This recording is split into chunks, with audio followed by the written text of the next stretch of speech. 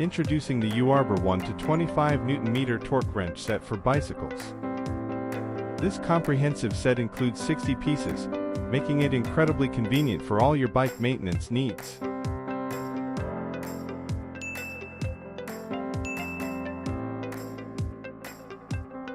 Here's how to use it. First, pre-tighten the screws or bolts with a screwdriver.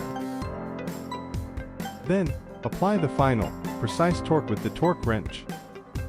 Adjusting the torque is simple with just 3 steps. Slide the lock ring down to unlock. Rotate the handle to your desired torque setting.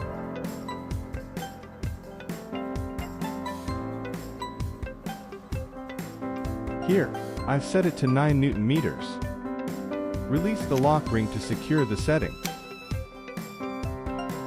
Insert the bit into the holder. Press this button to install or release the bit. At the preset torque, a distinct click confirms the setting and prevents over-tightening.